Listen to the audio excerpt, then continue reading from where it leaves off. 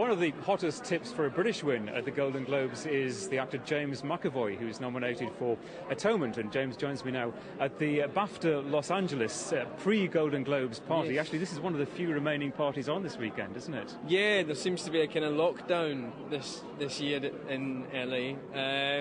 But yeah, it's nice to be here and nice to be part of a film that's getting talked about well.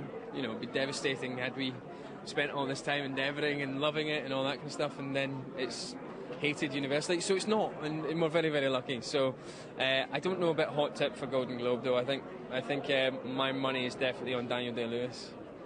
Now you say it's a kind of a lockdown. The reason that it is different this weekend in Hollywood is the writers' strike. The Golden Globes themselves have been cancelled, and you'll hear presumably the result from the news conference like the rest of us.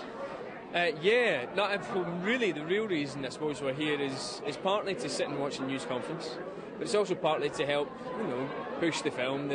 All these films that are nominated for things are all opening wider and going out to parts of America that might not necessarily go and see an art house film otherwise. So we're here to really push the film, and an award's a very important part of that. So in the absence of a big night in the sun or night in the moonlight, and like an award ceremony is, where you get all this free publicity and Middle America goes, hello, I'll go and see this film now that I wouldn't have seen before.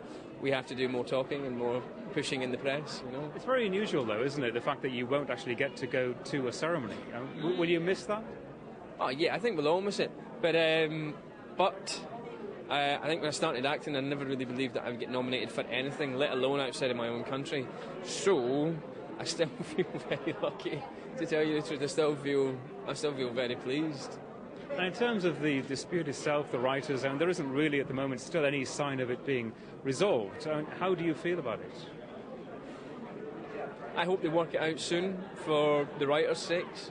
But other than that, I don't know how I feel about it. Really, it's a shame that it's come to such animosity and antagonism. But these things need to happen. The world's full of people standing up for what they want, and I suppose they have to.